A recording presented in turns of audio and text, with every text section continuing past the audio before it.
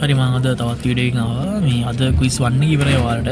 මම මේ වීඩියෝ එක දාන්නේ ක්විස් 2 එක ටාගට් කරලා හෙට ටියුස්ඩේ දින එකට. ඒකටත් ළමයි 600ක් 700ක් විතර මම දැන් කරන්න ඉන්නවා. සෝ ඒක ටාගට් කරලා දැන් මේක කරන්නේ. හැමදේම වගේ මේ වීඩියෝ පටන් ගන්න කලින් කියන්න ඕනේ සබ්ස්ක්‍රයිබර්ස් වලට thank you.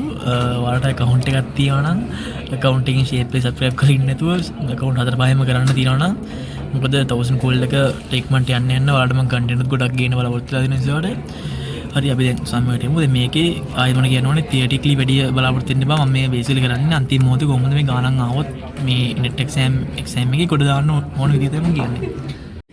හරි අපි දැන් ගානට එමු. මේක තියෙන්නේ refer to the figure. ඒ කියන්නේ figure එක බලන්න. A new subnet with 60 hosts has been added to the network. Which subnet address 60 hosts has been ඒ කියන්නේ මෙන්න මේක 60 host එක. Which subnet address should this network use to provide enough usable addresses while wasting the fewest addresses? ඒ කියන්නේ addresses අවම ගානක් waste කරලා තමයි අපිට මේ subnet address එක හොයන්න කියලා කියන්නේ.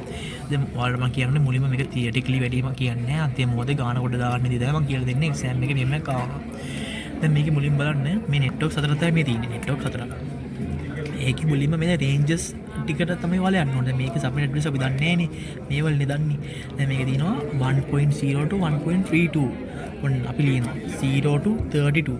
දැන් මෙතන බලන්න 32 to 48. ඔන්න 32 to 48.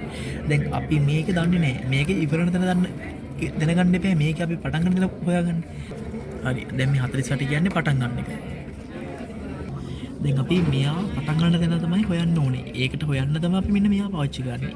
ඉස්සෙල්ලා වීඩියෝස් වල කියලා දෙනවා වගේ 32කින් 28ක් අඩු කරාම 4ක් යනවා. 2 to the power 4 16 addresses per block. ඔන්න දැන් මේක ඉවරෙච්ච තැන ඉඳට 16ක් එකතු කරන්න ඕනේ. ඔන්න 64. එහෙම තමයි මෙයා පටන් ගන්න දෙන හොයන්නේ. මේ ඉස්සෙල්ලා 32කින් 100ක් අඩු කරලා 4යි 2 to the power 4 16 addresses. දැන් මොකද මුලින්ම කරේ මේ රේන්ජ් එක ලියාගෙන ගියා 1 32 ඒ බිංදුව 32 32 48 දැන් 48 ඉවරන තැන අපි දන්නේ නෑනේ.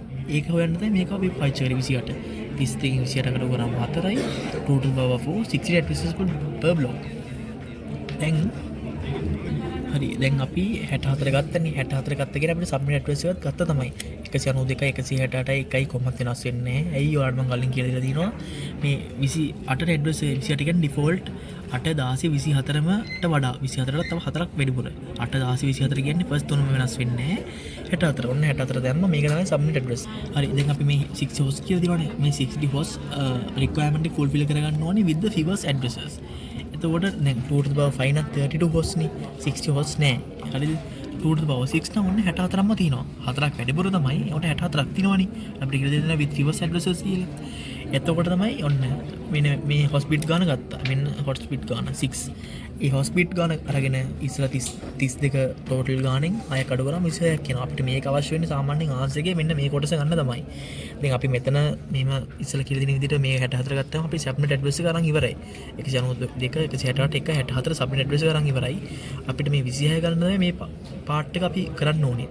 ඒකත් කරන්න ලේසි. host 60 තියෙනවා. 60 full requirement එක fulfill කරගන්න ඕනේ අපි minimum host ගානේ address ගානේ. ඒකට තමයි මේ host bit ගානේ use කරන්න තියෙන්නේ. මෙහෙම 2 to the power 6 කරාම 64ක් තියෙනවා. ඒ කියන්නේ 60ක් හරිනේ. එතකොට තමයි මෙන්න 32 6ක් අඩු කරාම 26ක් තියෙනවා. ඒක ගානට මෙතන දානවා. ඔයාලා ගාන කරද්දි මුලින්ම answers ටික බලන්න. answers ටික figure out කරගත්තම ඔය ඔලුවට එනවා මුලින්ම මේක කරන්න ඕනේ. subnet address එක ගන්න ඕනේ. ඊට පස්සේ මේ host මේ මම කියලා දුන්නේ මේ part එක කරාම පස්සේ තමයි මේ කොටස ගන්නේ. so මම හිතනවා ඔයාලට මේ ගාන මේ shape එක තේරෙන්නේ නැති කියලා මම ගොඩක් කීරිකට බැස්සේ නැහැ. ඔයාලට ගාන කොට දාන්න ඕන විදිහ තමයි මම කියලා දුන්නේ.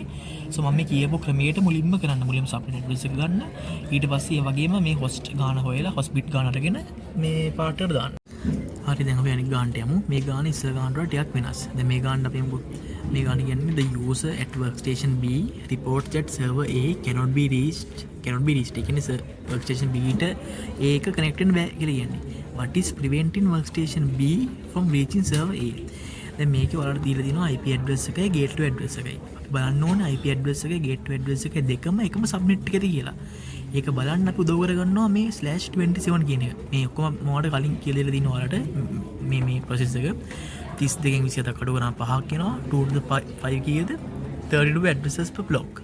එතකොට මුලින්ම මේක අපි අරගෙන ranges ටික හදාගෙන යනවා අපිට ඉන්නේ.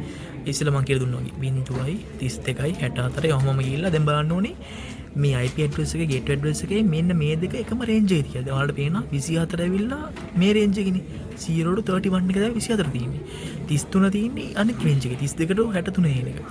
සෝ එතනින් බලන්න පුළුවන් මෙතන කර මෙතන රේන්ජ් එකම රේන්ජ් එකේ නෙමෙයි තියෙන්නේ. සෝ උත්තර ටිකෙන් උත්තරයකට ආන්සර් එන්නේ මෙන්න මේක තමයි. The gateway for server A is not on the same subnet. ඒක තමයි උත්තරය. ඒ මේ රේන්ජ් දෙකකට තියෙන්නේ මේ 24 තියෙන්නේ බස් රේන්ජ් එකේ 33 තියෙන අනිත් රේන්ජ් එකේ. සෝ ඔයාලට තේරෙනද මුලින්ම මම කියනවා මුලින්ම බලන්න ඕනේ මේ දෙකම IP ඇඩ්‍රස් එක ගේට්වේ ඇඩ්‍රස් එක එකම සබ්නෙට් එකේද තියෙන එක බලන්න ඕනේ.